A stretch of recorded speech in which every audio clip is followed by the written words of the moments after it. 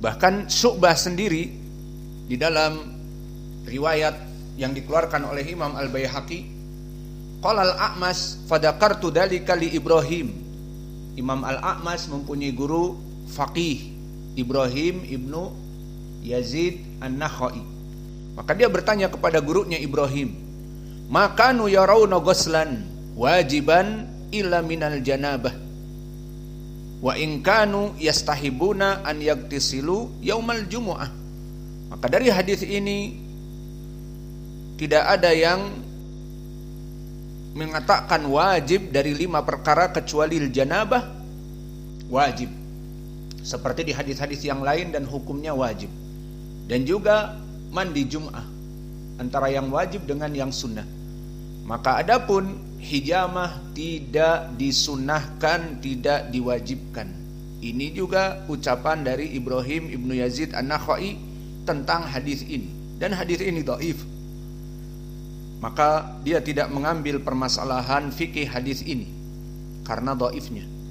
Dan telah datang jalan yang lain diriwayatkan oleh Imam Ahmad, dan ini telah terdahulu dari jalan Mus'ab ibni Syaibah an Talq ibni Habib dari Abdullah ibni Zubair dari Aisyah, bahwa Nabi Muhammad sallallahu alaihi wa ala alihi wasallam bersabda, yagtasilu min arba', maka mandilah dari 4 perkara, minal jumu'ah dari hari Jumat, wal janabah dari hasil dari berhubungan intim, wal hijamah dan dari berbekam, wa ghuslul mayyit dan dari memandikan mayit. Maka di sini hukumnya mandi dari 4 perkara. Begitupun sanadnya di sini dhaif, dikeluarkan oleh Imam Ad-Daruqutni dan juga Imam Ahmad, yang mana sanadnya bertumpu kepada Mus'ab ibnu Syaibah.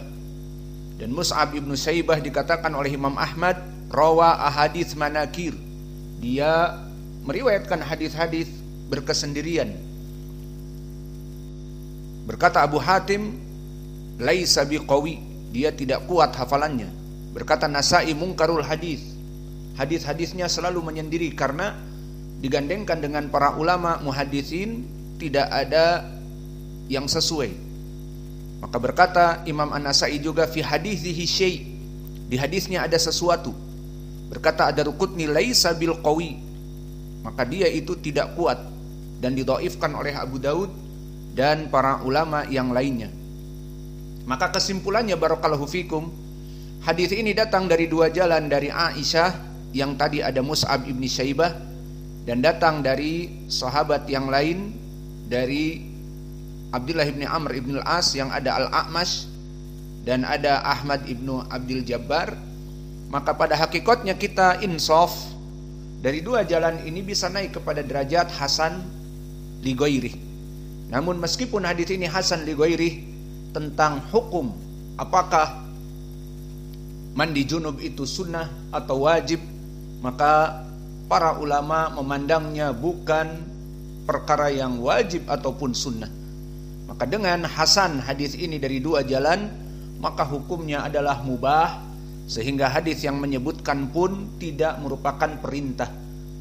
Disebutkan dari Abdullah bin Amr bin al-As, kunna nagtasilu, bahwa kami dulu melaksanakan mandi. Dan kalimat kunna bisa jadi marfu hukman.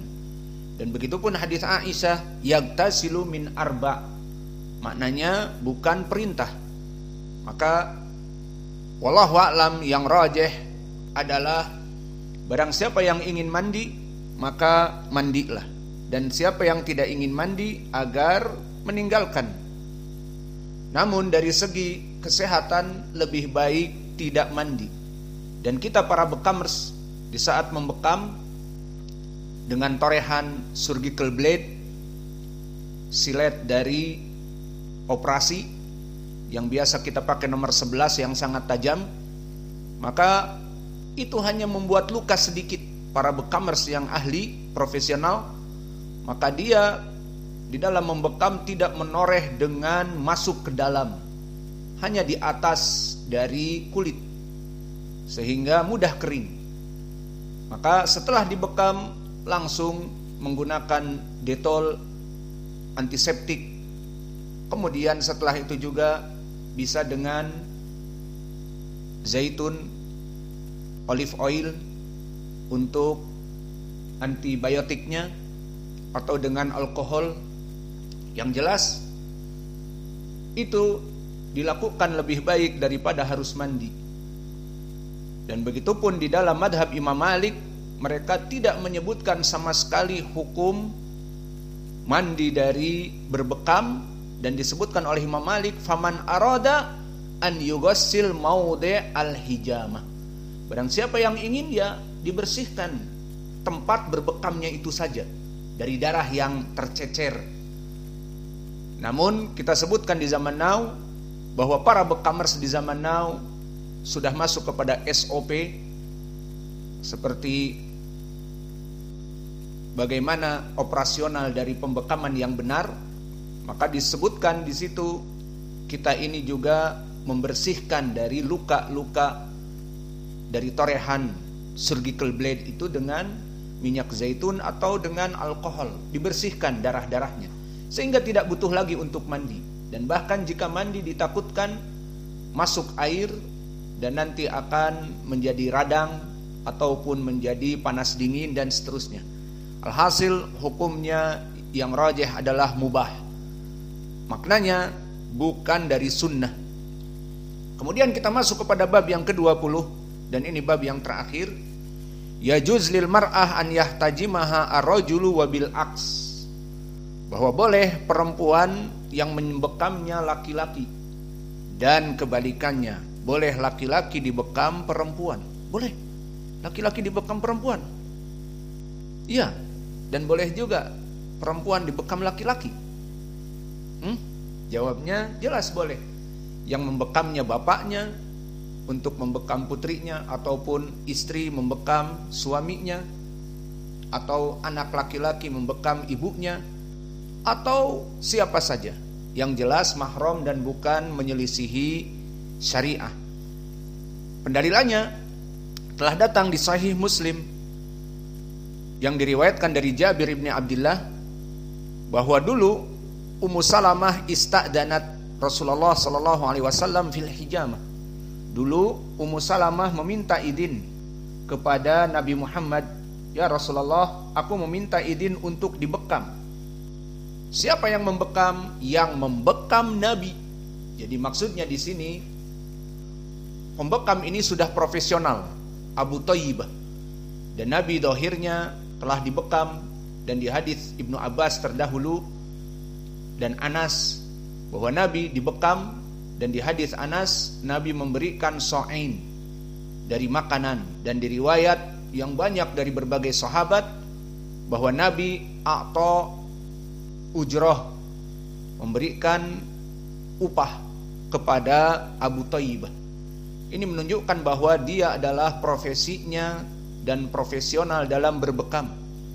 Maka di sini yang menjadi poin, Ummu Salamah yang menginginkan pertama kesehatan sehingga dia ingin untuk dibekam, kedua mengikuti sunnah Nabi. Nabi melaksanakan bekam misalnya, dalam memilih kesehatan berbekam, maka dia ingin mengikuti suaminya dan nabinya. Maka Ummu Salamah meminta izin. Kebetulan yang membekam profesional Abu Thayyibah ini ada kerabat.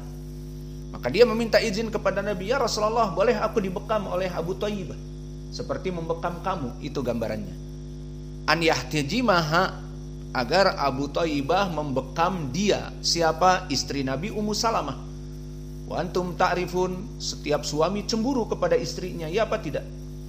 Kalau seandainya istrinya dibekam oleh lelaki yang lain selain dari mahram, kita tidak akan ridho, ya apa tidak?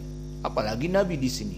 Ummu Salamah ummul mukminin, tidak boleh dinikahi oleh laki-laki setelah Nabi. Maka dia meminta izin untuk dibekam Abu Thayyibah laki-laki. Tentu di sini Nabi tidak marah, dan bahkan Nabi menganjurkan karena dia profesional. Maka apa yang dilakukan? Qala kana akhaha minar radha'ah, karena dia dulu adalah saudaranya sesusuan. Maka saudara sesusuan adalah mahram yang mu'abbad, mahram yang terus menerus. Meskipun dia sudah diceraikan oleh suaminya, menikah misalnya, tetap. Berbeda dengan beberapa mahram yang sementara, seperti al-bint wa kholatiha. Maka ini sementara. Kita tidak boleh menikahi perempuan dari bibinya selama perempuan itu menjadi istri kita. Namun setelah cerai dari perempuan itu, maka bisa jadi halal bibinya itu. Paham? Namun ar-radha'ah, seperti di dalam hadis bahwa ihrami radha'ah kal ikhwah, bahwa muhrimnya radha'ah seperti saudara kandung, tidak ada bedanya. Maka saudara kandung apakah kadang-kadang tidak muhrim? Iya, atau muhrim terus? Itulah yang dinamakan dengan mu'abbad. Selama dia dinikahi oleh orang lain, tetap muhrim. Selama dia diceraikan oleh suaminya, ya tetap muhrim. Paham?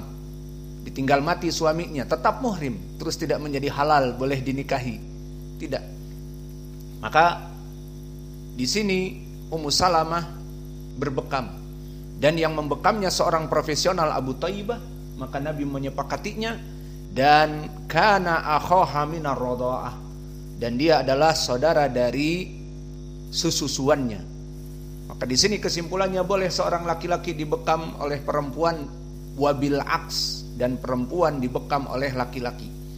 Maka seorang perempuan yang mahir membekam boleh membekam suaminya, tentunya gratis, tidak usah bayar. Maka inilah bab yang ke-20. Maka dengan ini selesailah pembahasan kitab dari kumpulan hadis-hadis yang sahih tentang berbekam. Dan insyaallah di waktu yang akan datang akan kita cetak, dan syarahnya apa yang kami sebutkan seperti tadi, khilaf para ulama dan rawi-rawi sanad, itu ada kitab khusus syarahnya bernama Al-Istiqamah fi Syarhi Al-Akhbar As-Sahihah fil Hijamah. Maka dengan ini kita tutup pelajaran kita. Wa naktafi ilahuna wa jazakumullahu khaira wa barakallahu fi ilmikum. Subhanakallahumma bihamdika asyhadu an la ilaha illa anta astaghfiruka